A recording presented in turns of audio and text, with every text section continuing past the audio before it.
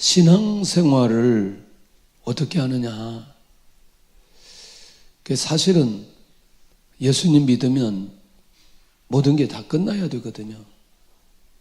그런데 예수님 믿는데도 아무런 문제가 해결이 되지 않고 끊임없이 갈등과 고민 또는 고난, 환난 이게 끊임없이 주어진단 말이죠.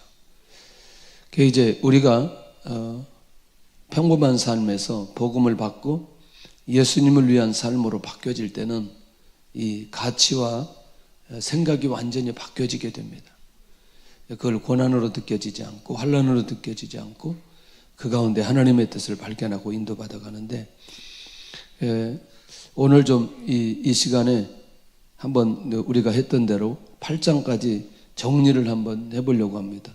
이제 누구를 생각해야 되냐? 가장 먼저 하나님으로 오신 예수님, 그 다음에 그 하나님으로 오신 예수님을 이 땅에 명확하게 밝힌 사도 요한, 그리고 그 말씀을 받는 모든 성도들과 교회들, 이렇게 우리가 생각하면서 인도받아 간다면 아마 다시 한번 하나님으로 오신 예수님에 대한 그런 마음들이 우리 안에 회복되고 살아나게 될 줄로 믿습니다. 안 넘어가는데 이거 확인했어요. 우리가 항상 이 요한복음을 보면서 이 부분에 우리가 놓치지 않아야 될 것은, 하나님으로 오신 예수님에 대한 감각이 무너지면 결국 성경 전체가 열리지 않는다는 것을 보게 됩니다. 러시아에 유대인 의사가 한 분 있었습니다. 의사가 한 분 있었는데 이분이 코른펠트라는 사람이었습니다. 모스크바 의과대학을 수석으로 졸업한 사람. 대단하죠. 유대인인데 모스크바 의과대학을 졸업했다. 굉장히 충격적이죠.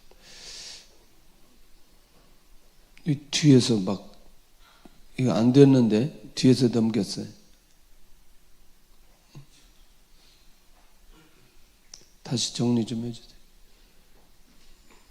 이렇게 한번 확인해주고 예배드리면 좋은데 이렇게 하면 예배가 진짜 망가지는 거죠. 그래서 이 사람이 열심히 일을 하다가 이제 정치범으로 수용소에 이제 들어가게 됩니다. 수용소에 들어가서 이제 그냥 하는 게 아니고 이 환자들을 이제 돌보게 되어집니다. 그런데 그 환자를 돌보는 상황 속에 무슨 일이 벌어지느냐? 이상하게 이 사람이 기도하는 것을 보게 됩니다. 근데 이제 이 환자들을 돌아보는 과정 속에 이 많은 사람들이 막 고문으로 죽고 병들어 죽고 막 이렇게 죽어가는데, 한 환자는 이상하게 하나님 앞에 기도하고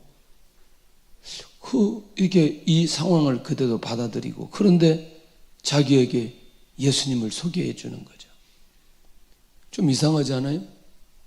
그러니까 이미 이 정도 되면 이거 지금 원망을 해야 되고 불평을 해야 되고 죽어야 되는데 오히려 치료하는 자기에게 복음을 전하는 거죠. 근데 이 분위기가 사람들이 고문이나 병 때문에 죽어가는 그런 상황 속에서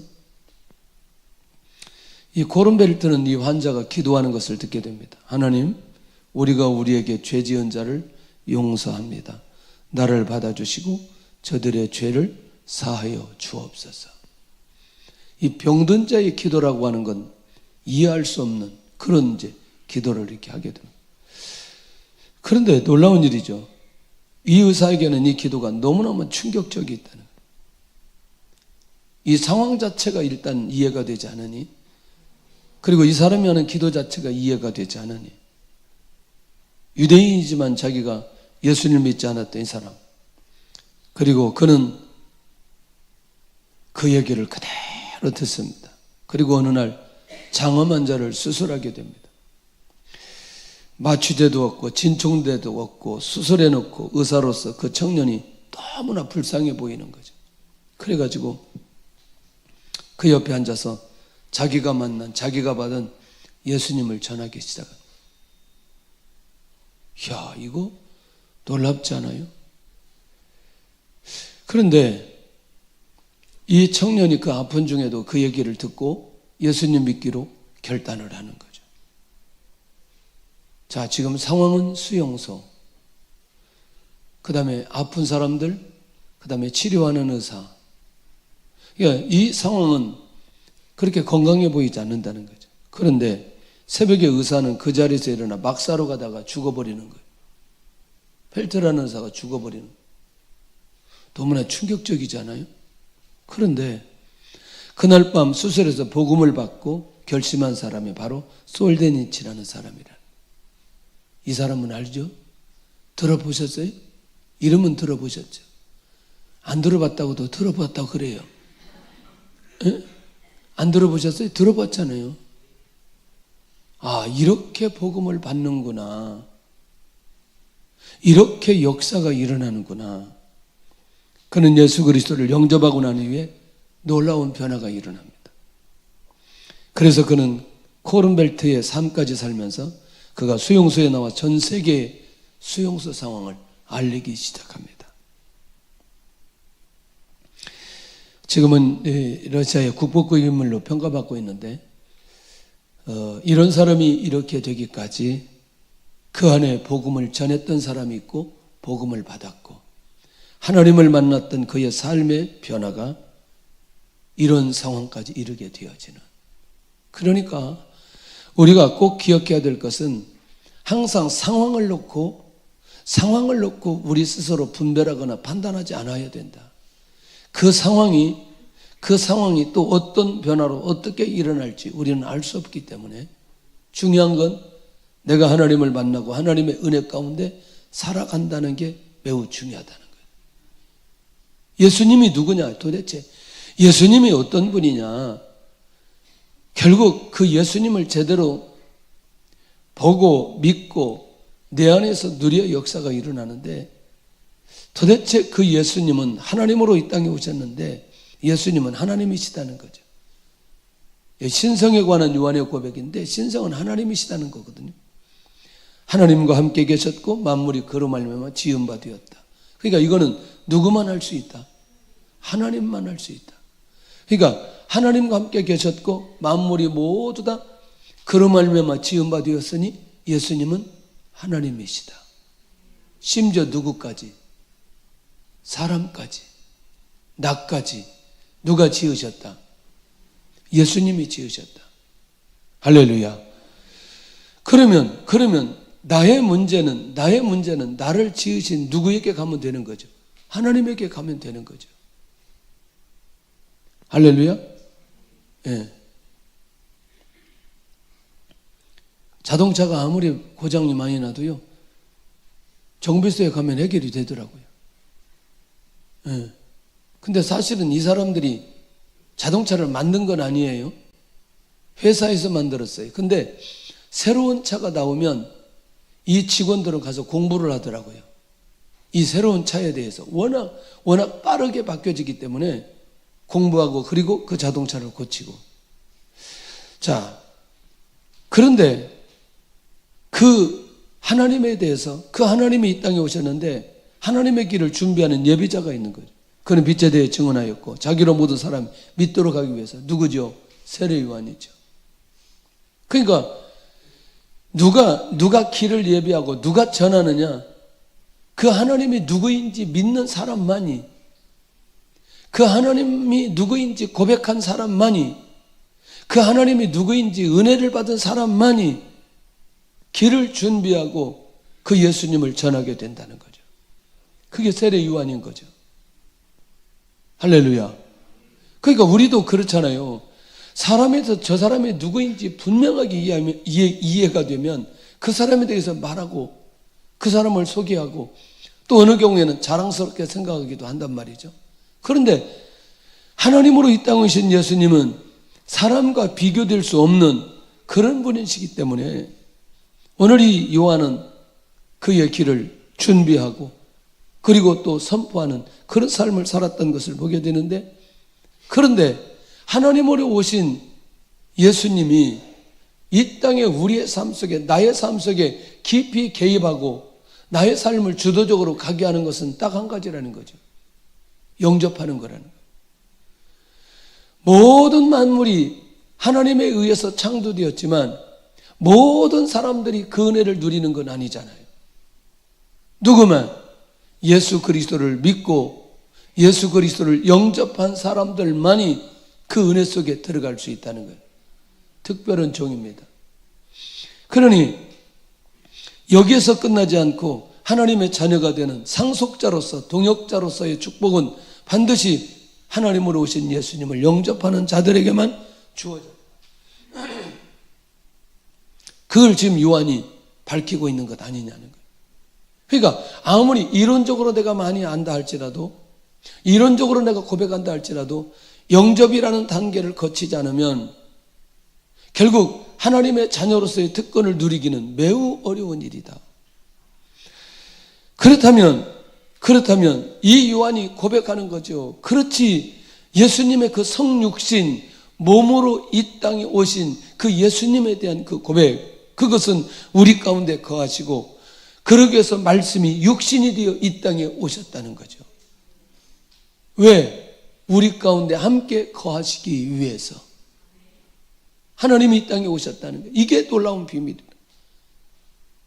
그러니까 얼마나 1세기에 많은 사람들이 예수님을 보고 예수님의 말씀을 듣고 예수님의 능력을 체험했느냐고. 아니, 예수님의 제자들도 실제로 그런 놀라운 경험을 했는데 이 요한만큼 이렇게 예수님에 대해서 자세하게 기록한 내용이 없다니까요. 1장에서 21장까지 주제가 딱 하나예요. 하나님으로 오신 예수님, 하나님의 아들로 오신 예수님, 이게 주제예요. 그것만 집중적으로 기록했다니까요. 그러니까 이 요한은요, 예수님에 대해서, 하나님의 아들에 대해서 눈이 열리니까 견딜 수가 없는 거죠. 견딜 수가 없기 때문에 교회들이 변화되기 원하고 성도들이 세워지기를 원하는데 다른 방법이 아니고 하나님으로만, 예수님으로만 세워질 수 있다고 생각하는 거죠. 할렐루야. 예. 좀 다 마찬가지라고 생각하지만, 자, 직장 생활을 하거나 또는 공무원들이나 이게 목적이 뭐죠? 목적이 진급이잖아요. 진급. 빨리빨리 대답하세요. 목적이 뭐다? 진급. 굉장히 중요하게 생각해요. 이게 한 단계 올라가는 게 얼마나 이게 중요한지. 그게 잘못됐다 그런 얘기는 아닌 거죠. 그런데요, 진짜 멋있게 사는 사람이 있어요. 뭐냐? 그 가운데 기도하는 거죠. 하나님의 나라가 세워지도록, 하나님의 역사가 일어나도록, 하나님 영광 받으시도록. 할렐루야. 이야, 그런데요, 그런 사람은 하나님께서 뽑아서 세워주신다니까요. 진짜 그런 사람. 이분 진짜 한번 초청하고 싶은데, 북경에 있을 때는 자주 오셔서 교회 와서 간증도 했는데, 또 이렇게 대사관에서 초청받아 가기도 했는데, 김하중 대사님이 청와대 비서관으로 있을 때 본인의 신앙 고백을 얘기하더라고요. 어느 날 기도가 열린 거죠. 기도가 열렸는데 뭐 이렇게 진급이나 이런 게 아니고 진짜 하나님 앞에 기도하는데, 어디서 기도하느냐? 기도할 데 없으니까 청와대 창고에 들어가서 기도하는 거예요. 나중에는 중국에 와서 하루에 2시간씩 기도하는 거예요. 근데 이분이 이게 아마 지금까지 우리나라 역사상 외국에 한 사람이 대사로 가장 장수한 사람이 이분이거든요. 그럴 수밖에 없는 거지. 그럴 수밖에. 이유가 있어요. 딱 간단해요. 이분이 서울대 중국어과 출신이에요. 그 다음에 이분이요, 대학교 다니면서 뭐 했는 줄 아세요? 그룹 사운드 했어요. 그룹 사운드. 좀 이상하잖아요. 그러니까 일단 뭐가 되니까? 중국어가 되니까 그 사람들하고 만나는데 어렵지 않은 거죠. 뭐냐? 하나님께서 딱 단계를 주셨어요. 어떤 단계? 공사라는 단계를 주셨어요. 공사의 과정 속에 사람들을 너무나 많이 만났어요. 그리고 대사로 갔더니 공사로 만났을 때 사람들이 모두 다, 예를 들어서 여기서 차관이었다면 그 사람들이 전부 다 장관으로 다 올라간 거죠. 여러분들, 대사가 만나는 대상은 차관들입니다. 그런데 이분은 주로 일을 하는데 누구를 만나느냐? 장관들을 만나는 거예요. 일하기가 쉬워요, 어려워요? 너무너무 쉬워요. 그러니까 하나님께서 결국 뭐냐? 내가 진급에 대해서 고민하지 않아도 내가 예수님을 만나 예수님을 전하고 예수님을 누릴 때 하나님께서 세워주신다. 그 말이라는 거죠. 이게 모든 영역이 다 그 안에 들어있다는 거죠. 그러니까 우리 가운데 거하시는 예수님이 결국 왜 이 땅에 오셨느냐? 왜 이 땅에 오셨느냐? 예수님이 말씀이 육신되어 우리 가운데 오셨다? 우리 가운데 거하시기 위해서 오셨다? 이거를 정확하게 눈이 열려서 고백하고 기록하는 건 정말 쉬운 문제는 아니라는 거예요. 눈이 열려야 된다는 거죠. 자, 하나님의 아들에 나타나시면 세례 요한의 소개인데 아까 잠깐 길을 예비하는데 그래놓고 예수님에 대해서 고백을 하는 거죠. 세상 죄를 지고 가는 하나님의 어린 양이다. 말씀이 육신이 되어 우리 가운데 거하시기 위해서 이 땅에 오신 그 예수님이 세상 죄를 지고 가는 하나님의 어린 양의 모습으로 이 땅에 오셨다. 세례 요한이 보는 거죠. 그리고 고백하는 거죠. 그러니까 그렇게 고백하는 얘기가 사도 요한의 귀에 들렸다니까요. 그게 보였다니까요. 그리고 그걸 기록한다니까요. 그리고 하나님으로서 예수님이 누구인지를 계속해서 기록해 나가는 거죠. 전하고 싶은 거죠. 이걸 전하는 게 전도라는 게예요. 이걸 받으면 예수님 믿고 구원받는다니까요. 그리고 그 안에 누려지는 사람이 예수님 안에서 모든 것을 해결받고 회복되는 역사가 일어나게 된다는 거예요. 그러니까 예수님이면 다 해결이 된다는 결론을 가지고 살아가는 사람은 이 땅에 그 어떤 것도 두려운 일 없다는 거죠. 왜? 이미 그 안에서 결정해버렸기 때문에.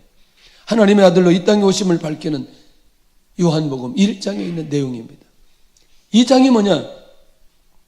하나님의 아들의 첫 번째 표적으로 옛것에서 새것으로 시작된다. 가나온인 잔치를 통한 하나님의 아들의 표적인데 물이 포도주가 된 사건은 새로운 시대가 시작되었다는 거죠. 누구를 통해서? 하나님의 아들을 통해서. 하나님을 통해서. 할렐루야. 자, 이전에는 무엇으로만 해결돼야 돼요? 자, 혼인집 잔치에서는 항상 무엇으로만 해결돼야 돼요? 포도주로. 그런데 예수님이 오셔가지고는 물을 가지고도 포도주를 만들어서 혼인집에 아무런 어려움이 없도록 만들어주신다. 그러니까 이전처럼 우리가 생각했던 우리의 방법, 우리의 계획, 우리의 경험에 의해서 모든 상황이 진행될 수 있었으나 이제부터는 예수님으로만 가도 해결이 된다는 사실을 가르쳐주고 있다는 거죠. 그러니 이 표적 하나로 예수님 중심의 삶을 살아갈 수 있도록 열어주신다는 게 너무나 놀랍잖아요. 그러니 지금도 예수님을 향하는 믿음이 있으면 이 엄청난 표적들이 끊임없이 일어나게 되는데 이게 눈이 안 열려지니까 우리에게 크고 작은 문제를 통해 기도하면서 씨름하게 하면서 그 다음에 믿음 갖게 하면서 말씀 듣게 하면서 예수님에 대해서 눈을 열려지게 만드는 거죠. 그리고 예수님을 통해서 해결받을 수 있다는 확신에 거할 때 본격적으로 그를 통해서 일하기 시작하는 우리의 인생도 예수님을 통해서 새로운 삶으로 시작돼야 될 필요 있다는 거죠. 할렐루야. 결국 혼인잔치에 포도주가 떨어지면 하나님의 역사의 시작이라는 거죠. 하나님의 역사는 누구를 통해서 나타난 거죠? 예수님이죠. 예수님이 하나님이니까. 우리 안에 있는 지금 현실적으로 가지고 있는 그 모든 것들이 다시 새로운 시대로 들어가야 된다는 거예요. 누구를 통해서? 예수님을 통해서. 하나님을 통해서 다시 시작되는 것을 경험하는 사람들은 그때부터 인생이 달라지는 거예요. 할렐루야. 아멘을 별로 안 하는데 이게 좀 디테일하게 설명을 해야 아멘을 한다니까요. 여기 판교에서 실제로 일어났던 거예요. 이분이 다녔던 교회는 대구의 모 교회를 다녔어요. 그 담임 목사님이 직접 얘기하시더라고요. 뭐냐? 이제 이 사람이 자기 형편에 과하게 너무나 많이 주의 일을 했어요. 막 교회도 세우고 선교지도 세우고. 그러니까 너무나 과하게 하니까 빚을 많이 진 거예요. 그리고 여기 판교에다 건물을 하나 얻은 거예요. 그리고 이제 뭐 약국을 이렇게 하는데, 병원인지 약국인지 지금 뭐 오락가락해요. 뭐 그때 병원인지 의사인지 약사인지 뭐 오락가락해 오래돼가지고, 대만에서 이제 우리 선교사 모임할 때 담임 목사님이 와서 이제 얘기하는데, 그런데 지금 보니까 약사 같아요. 뭐 약사 뭐 하는지 모르겠어요. 그런데 이분이 뭐를 하나 개발을 한 거예요. 약을 하나를 개발을 한 거예요. 약을 하나를. 근데 이 약을 개발했는데 세상에 이 약을 쓰면 웬만한 병이 막 다 나은 거예요. 너무나 놀랍잖아요. 그래가지고 나중에 어떻게 됐느냐, 그 빚을 다 갖고 건물을 사게 된 거예요. 무슨 얘기죠? 내가 지금 있었던 나의 직업인데, 내가 있었던 나의 지금 내가 이 의사 약사인데, 내가 예수 그리스도 안에서 내 인생이 새롭게 되어지면서 하나님께서 그의 삶을 개입하기 시작하면서 그를 사용하기 시작하는 기가 막힌 일들이 벌어지는 거예요. 그러니까 하나님 안에서 우리의 인생이 새롭게 시작되어지는 사람들에게 새로운 하나님의 역사들이 끊임없이 일어날 수 있다. 이 감각이 우리 안에 살아나도록 하는 게 이 장이라는 거죠.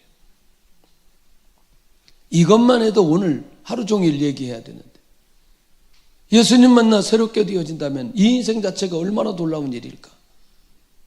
모든 영역 가운데, 이게 꼭 목사 선교사가 아니고 모든 영역 가운데 그렇게 우리가 예수님 만나 하나님으로 우리의 인생이 다시 시작된다면 그때부터 하나님께서 그 인생을 주도적으로 끌고 갈 건데 고민할 이유가 하나도 없다는 거죠. 중요한 건 우리 스스로 우리가 해결하고 우리가 어떤 방향을 정하고 우리가 분별하고 판단하려고 할 때 거기에 결과가 나오지 않는 거지, 하나님께서 일하신다고 작정한다면 아무런 문제가 되지 않는다. 아니 세상에 물이 떨어진, 포도주가 떨어진 혼인잔치처럼 더 긴급한 상황이 어디 있을까? 하나님께서 일하시면 결국 그것도 문제가 되지 않을 줄로 믿습니다. 그 이제 두 번째, 하나님의 아들로 성전을 정화하시는데 막 상을 엎고 막 그냥 노끈으로 채찍으로 막 때리고 막 이런 건 뭐냐면 성전의 주인만 할 수 있다는 걸 보여주거든요. 이게 하나님만 하실 수 있다는 걸 보여주는다는 거예요. 그러면 그거 그대로 받으면 되는 거잖아요. 교회의 거룩은 누구를 통해서 할 수 있느냐? 하나님의 아들로서 예수님을 통해서만 교회가 거룩해질 수 있구나. 사람도 그렇고 공간도 그렇고, 할렐루야. 이걸 보여주는데, 표적을 보여달라고 할 때 성전을 내가 사흘 동안에 일으키리라. 뭐냐면 죽으시고 부활하신다는 얘기거든요. 예수님이 이 땅에 오신 가장 결정적인 이유는 죽으시고 부활하시기 위해서 이 땅에 오셨다. 성전 정화하면서 얘기하는 거죠. 왜? 사람들이 못 받으니까. 표적 보여달라고 얘기하거든요. 그러니까 우리가 놓치지 않아야 될 게, 표적이 없어도 이 말씀만 가지고도 예수님이 하나님이라는 사실을 믿는 믿음이 우리 안에 일어나야 될 필요가 있다는 거죠. 그러면 어떠세요? 표적 하나 보여주면 계속 표적 때문에 따라가는데 나중에는 표적이 없으면 우리의 믿음이 완전히 다 떨어져 버린다니까요. 할렐루야. 아니, 우리 부모님이라고 뭔가 우리에게 표적을 보여줘서 이게 우리 아버지, 이게 우리 어머니 이렇게 얘기하는 건 아니잖아요. 내가 살아보니까 이분이 어머니고 이분이 아버니고 그렇게 해서 그냥 그렇게 부르고 사는 거지. 맞아요? 혹시 고모, 삼촌 자기가 어렸을 때 알았어요? 이게 고모다, 이게 삼촌이다. 그러니까 그냥 고모라고 하고 삼촌이라 하는 거지. 맞아요? 저는요, 고모가 있었으면 좋겠어요. 고모가 없어요. 고모가 없어. 누가 고모 있다면 너무나 좋아하더라고. 아빠 동생을 고모라고 얘기하는데 없어요. 고모가 없어. 고모가. 우리 아버지하고 우리 작은아버지 딱 둘밖에 없어가지고. 참. 그러니까 그런 걸 생각하면 우리는 대단한 믿음을 가지고 있는 거지. 한 번도 만나지 못한 분에게 이게 고모다 그러면 고모예요. 그때부터. 고모인 거 표적을 보여주세요. 그거하고 똑같다니까. 그게 지금 사람들이 예수님에 대해서 그렇게 말하고 있다니까요. 표적 보여달라. 그러니까 성전을 내가 사흘 동안에 일으키겠다. 이런 얘기거든요. 그러니까 표적 보지 않고 하나님의 아들로 오신 예수님을 믿는 그 믿음을 가진 자가 정말 대단한 믿음의 소유자라는 사실을 우리가 놓치지 않아야 된다는 거예요. 자, 혼인잔치를 통해 성전에서 새로운 시대가 열렸다는 것을 알려주시는 게 이게 2장 사건이에요. 3장입니다. 좀 빨리 가야 되겠죠. 8장까지 가려면 이거 큰일 났네. 그냥 가다가 시간 되면 끝날 테니까 너무나 걱정하지 말고 또 왜 이렇게 천천히 가냐 이렇게 하지 말고. 자, 중생에 대한 하나님의 아들의 교훈으로 영생에 이르는 길로 인도해 가시는데 그때 누가 오죠? 니고데모 나오거든요. 유대인 지도자거든요. 하나님의 아들을 만나야 하는 마음을 가지게 되고 정말 자신의 모든 것들을 내려놓고 주님을 찾은 이 니고데모. 자, 그런데 우리가 잘 아는 대로 신구약 전체 요절을 누구를 통해서 주님이 선포하게 하신다? 니고데모를 통해서. 모세가 광야에서 뱀을 든 것처럼 자신도 들려야 된다. 그 아들을 믿는 자에게 멸망치 않게 하신다. 이 말은 얼마나 중요한 점. 그러니까 결국 중생할 수 있는 비결은 누구를 통해서만 가능하다? 예수님을 통해서. 근데 예수님을 믿으면 절대로 멸망하지 않는다. 영생에 이르는 길로 가게 되어진다. 이 사실이요, 진짜 우리 안에 믿어진다면 예수님만 믿고 사는 게 너무나 고역이죠. 고난이죠. 예. 그러니까 이런 생각을 해보면 어떨까요? 아무리 많은 사람들이 지금 행복하다고 말하지만 궁극적 행복은 하나님께서 주셔야 진짜 행복을 누릴 수 있다니까요. 예. 영생에 대한 소망, 미래에 대한 비전, 천국에 대한 소망을 가진 사람들만이 진짜 행복을 누리며 살아갈 수 있는 것. 이게 얼마나 놀라운 일. 우리가 어디를 향해서 간다는 게 너무나 재밌잖아요. 여행 갈 때 재밌어요, 재밌지 않아요? 에? 아니, 여행 갈 때보다 언제가 재밌어요? 준비할 때 재밌다니까. 준비할 때. 우리 집사람 카나다 가는데, 사모 카나다 가는데 가방을 한 20번 뒤집어 엎는 것 같아. 이리 엎었다 가방을 쟀다가 이거 쟀다가 저거 쟀다가 뭐 이거는 키로수가 많으니 또 다시 엎어가지고 이거 좀 그러다가 이게 20kg 넘으니까 들다가 또 끈이 떨어져가지고 또 그 내가 또 이거 키로수 재주고 내일 다시 엎는데 몇 번 엎으더니 다시 내일 또 다시 엎는데 또 뭐라도 하나 더 가지고 가려고 이게 그 뭔가 가지고 가야 되는데 가방이 무게가 많이 나가니까 이거 안 되겠대 이게. 세상에, 야. 그래서 어떻게 가기는 갔어, 일단은. 잘 도착했어. 아, 이게 목적지에 가는 것도 중요하지만 가기 전까지의 과정이 너무너무 중요하다. 천국에 가서 누리는 것, 할렐루야. 그런데 가기 전에 그것을 바라보며 사는 게 진정한 행복이라는 거예요. 주의 은혜가 있기를 원합니다. 할렐루야.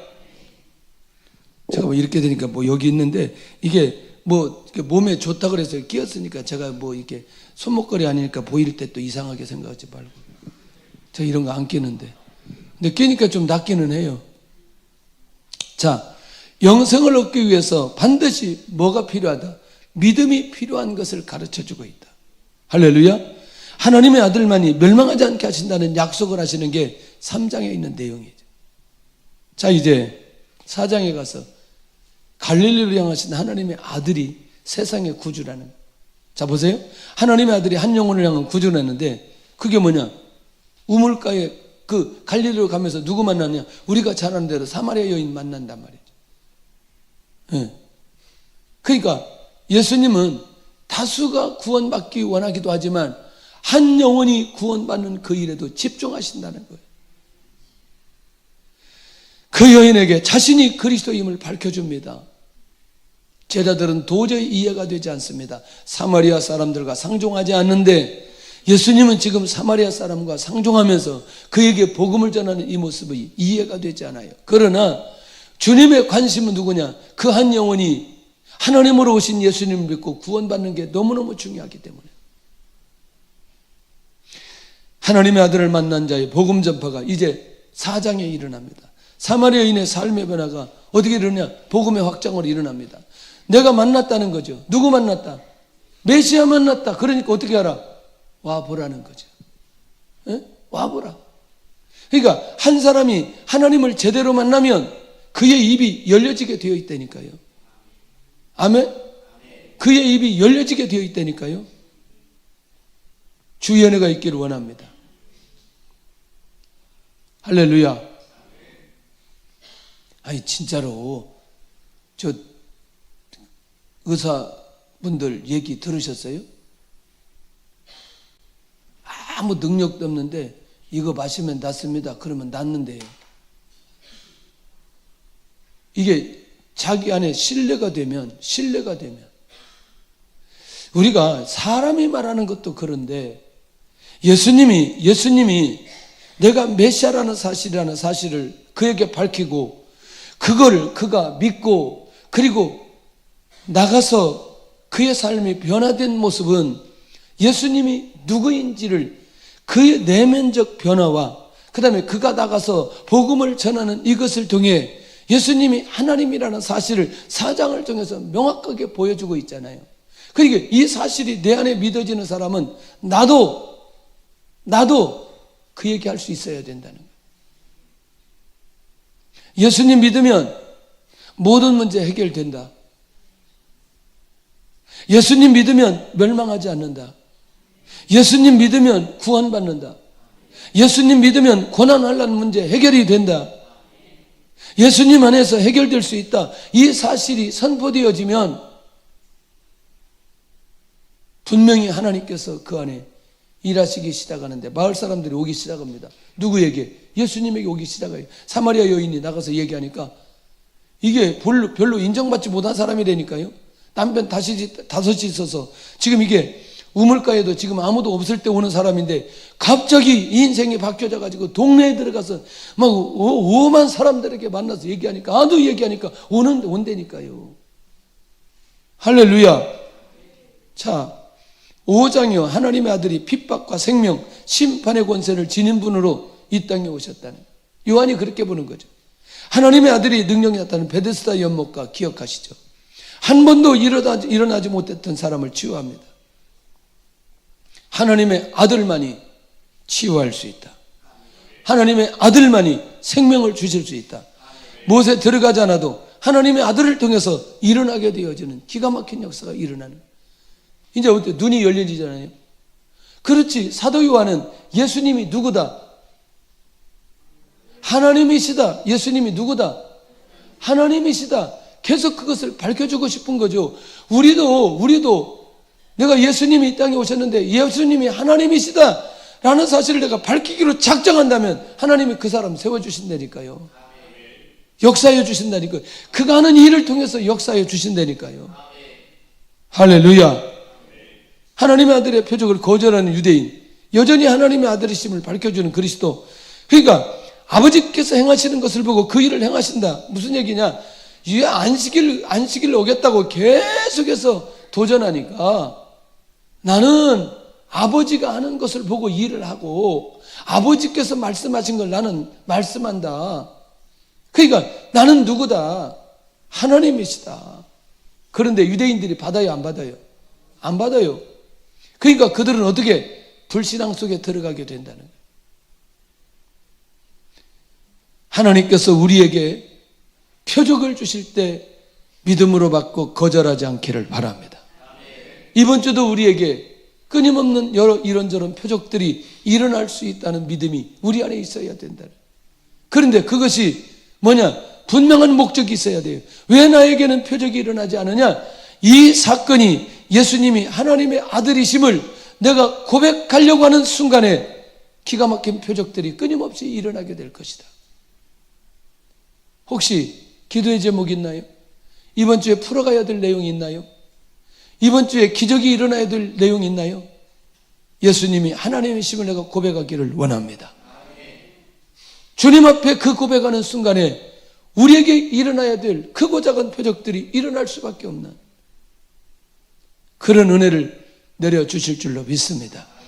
자, 결국 예수님이 하나님의 아들이라는 증거를 제시하는데 나는 아버지의 이름으로 왔으며 하나님의 아버지의 영광을 구한다는 게, 그러니까 나는 뭐죠? 하나님의 아들이라는 거죠. 하나님이라는 거예요.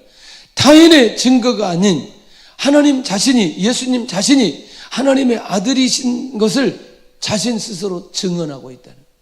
그거 받아야 되는 거죠. 하나님이 그렇게 증언하면 당연히 우리는 그렇게 받아야 되는 거 아니냐. 진짜 예수님이 하나님이심을 믿나요? 진짜 믿나요? 하나님의 아들로 오신 것을 믿나요? 그러면 하나님의 아들로 오신 그분을 믿으면 그분을 위해서 사는 삶은 누가 책임지느냐? 하나님이 책임지시는 거죠. 예수님이 책임지시는 거죠. 주의 은혜가 있기를 원합니다. 6장은 뭐냐면 생명의 땅에 있는 하나님의 아들로 영적인 메시아와 물질적인 메시아로 이 땅에 오셨다. 그러니까 육적인 문제, 영적인 문제를 다 해결하시는 그분으로 오셨다. 500년 기적 잘 하시잖아요. 생명의 떡을 먹는 자는 절대로 줄이지 않을 것이라고 하는, 그러니까 육적인 메시아로 보았던 사람들의 시선을 전부 다 영적인 메시아로 볼 수 있도록 그의 눈을 열어주는 거예요. 그러니까 육적인 문제를 해결하시는 예수님이 영적인 문제도 해결하신다라는 믿음을 갖도록 하기 위해 500년의 표적의 역사를 우리에게 보여주셨다. 얼마나 놀라운 사건인지. 육신의 떡을 찾는 자들에게는 너무나 황당한 약속이죠. 그렇지만 그들의 시선을 끊임없이 주님께서는 돌려놓기 위해서, 시선을 바꾸기 위해서 끊임없이 말씀하시는 것을 보게 된다는, 육적인 문제도 해결해 주십니다. 영적인 문제도 해결해 주십니다. 근본적인 건 영적인 문제가 해결되면 육적인 문제는 저절로 해결되어져. 할렐루야. 이 땅에 사는 날 동안에 정말 하나님을 제대로 믿는 사람들이 육적인 문제 때문에 고민되어 실패하거나 좌절하고 죽었다는 얘기는 한 군데도 없어요. 영적인 메시아를 보지 않았기 때문에 그런 거지. 이게 비밀입니다. 지난주에 얘기하려고 했던 게 그런 거였어요. 우리나라 지금 100년 전의 상황, 경제 상황, 그냥 정치 상황, 군사력은 말할 필요도 없고, 이 100년 만에 우리나라가 변화된 거 한번 생각해 보세요. 얼마나 속도감이 있는지. 정말 속도감이 있어요. 하나님의 은혜인 줄로 믿으시기를 바랍니다. 할렐루야. 정말 속도감이 있어요. 세계적으로 뛰어납니다. 어떻게 이렇게 갈 수 있을까? 이렇게 갈 수 있을까? 아니, 이게요, 필리핀을 가면서 느끼는 게 뭐냐면 공항에서부터 느끼는 거예요, 지금. 요즘에는 아무것도 없어도 그냥 여권만 있으면 그냥 도장 찍어주는. 심지어 이스라엘에 갔는데도요, 우리나라 여권 내니까 이게 더 이상 이렇게 심각하게 질문하지 않아요. 이 하나님께서 세워주셨다고 생각해요. 우리나라가 정확하게 누가 조사했더라고요. 3위더라고, 3위.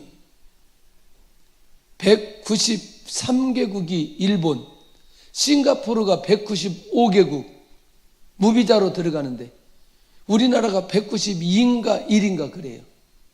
일본 비롯해서 몇 나라 있고 그 다음에 3위가 우리나라. 근데 이게 또 왔다 갔다 하더라고요. 우리 또 중국이 열렸기 때문에 이제 2위로 들어가기도 하고 왔다 갔다 하는 거죠. 누가 그걸 다 또 조사를 했어요. 그러니까 이게 자꾸 사안마다 바뀌니까. 하여튼 싱가포르가 1등은 확실해요. 그런데 이렇게 만들어 주신 것도 궁극적으로 우리의 힘은 아니라는 걸 기억해야 될 필요 있지 않겠어요? 할렐루야. 자, 무리를 걷는 기적을 통해서 하나님의 아들로 보여주는데 하나님께서만 걸을 수 있는, 어떻게 무리를 그냥 안 빠지고 걸을 수 있겠냐는 거죠. 누구에게 보여주냐? 제자들에게 보여주는 거죠. 하나님이라는 사실을 보여주는 거죠. 끝난 거죠. 이거는 상식을 초월했기 때문에 끝나버린 거죠. 무리로 걷는다. 할렐루야. 시공간을 초월해서 역사하시는 예수님, 하나님으로만 가능하다는 것이죠. 그러니까 제자들이 오직 하나님으로 바라볼 수 있는 기회를 이 제자들에게 주는 것 아니냐. 우리 안에 믿음이 살아나야 된다니까요. 지금 자기 현실에 갇혀있지 말고, 자기 문제에 갇혀있지 말고, 자기 기도의 제목에 갇혀있지 말고 열어놔야 된다는 거예요. 하나님에게 열어놔야 된다는 거죠. 불신앙 속에서 벗어나야 된다는 거예요. 에? 여러분, 이상하죠. 아무리 아파도요, 치유되면 끝나버리는 거예요. 아픈 기억이 없어. 아픈 기억이 없어. 무슨 얘기냐?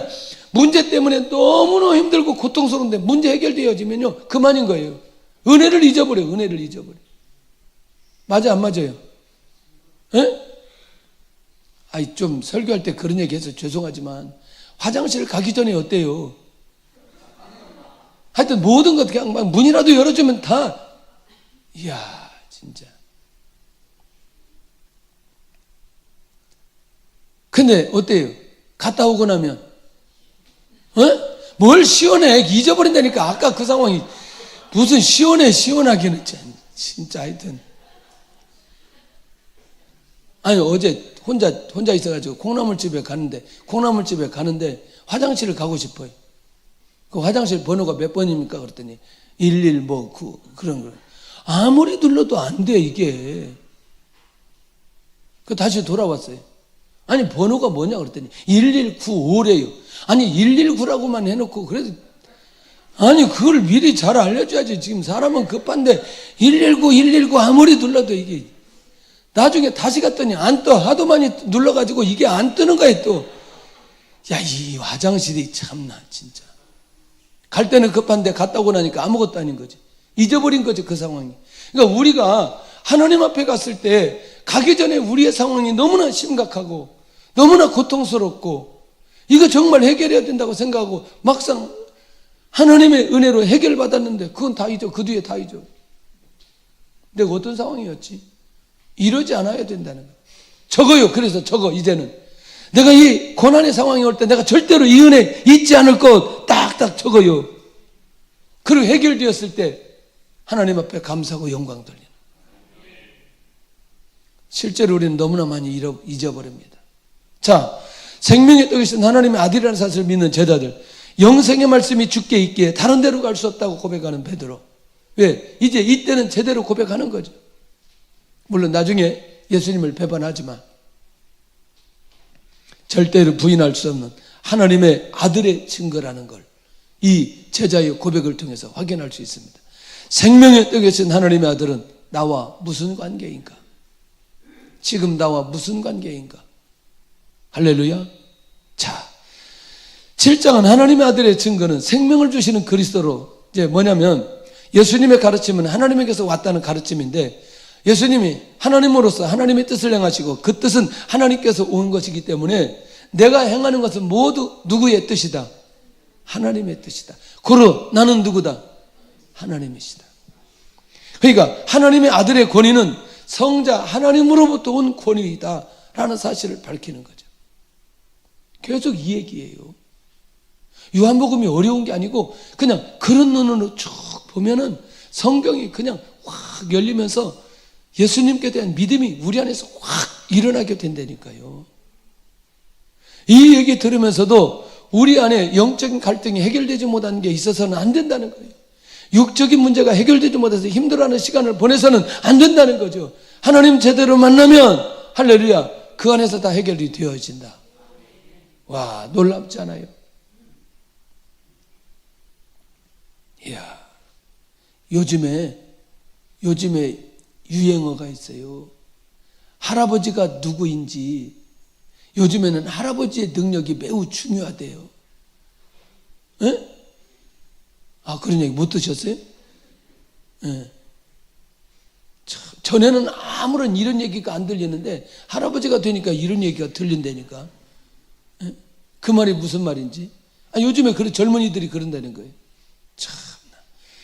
여러분들 할아버지의 능력과 비교되지 못하는 하나님 아버지의 능력이 더 중요하다는 사실을 기억해야 된다는. 하나님의 아들이 아버지에게로 돌아간다는 것을 증언하는데 성부께로 돌아갈 것으로 초막절에 무리들에게 가르치는데 나를 찾아도 만나지 못할 것이요 나 있는 곳에 오지 못하리. 이 말이 뭐죠? 이 말이 지금 이 말. 나를 찾아도 나를 만나지 못할 것이고 나 있는 곳에 오지 못하리라. 어디로 가겠다? 아니, 아버지 있는 곳으로 가겠다. 하나님 있는 곳으로 가겠다. 이게 누구만 갈 수 있다? 아니, 하나님만 갈 수 있다. 그 자리로. 그러니까 우리가 말씀을 볼 때 그 얘기의 핵심이 무엇인지를 제대로 이해를 해야 우리 안에 믿음이 생기고 성경을 보는 눈이 열려지고 그리고 신앙 고백이 바로 되어질 수 있고 그리고 주님 앞에 엎드려 그 문제를 해결할 수 있다는 게 중요하다는 거예요. 할렐루야. 다시 예수님 안에서 우리의 모든 것들이 해결이 되고, 그리고 예수님 안에서 모든 것들을 주님 앞에 맡기고 인도받는 그런 시간들이 필요하다. 진짜 열려지시기를 원합니다. 예수님에 대해서 열려지고, 하나님에 대해서 열려지고, 우리 문제에 대해서 열려지고, 우리 삶에 대해서 열려져야 될 필요가 있다는 거죠. 그래서 이제 그 얘기 하는 거죠. 이제 7장 42절에 가가지고는 하나님의 약속대로 다윗이 살던 그곳에 태어났다. 이거는 하나님께서 언약으로 약속한 베들레헴에서 태어날 그것을, 베들레헴에서 출생하심으로 이미 하나님으로 오셨다는 증거, 출생을 통해서 하나님의 약속이 성취되어졌다는 사실을 여기서 또 밝히고 있는 거예요. 계속 그거죠. 계속 하나님의 아들이다, 하나님이시다. 자, 마지막은 결국 가늠한 여인을 향한 용서를 통해서 하나님의 아들이심을 증거하는데, 죄인 없는 자가 돌로 치라, 용서하시는 하나님의 아들, 하나님. 용서하실 수 있는 분만 하실 수 있는 그 용서, 하나님으로만, 하나님의 아들만 용서할 수 있다. 할렐루야.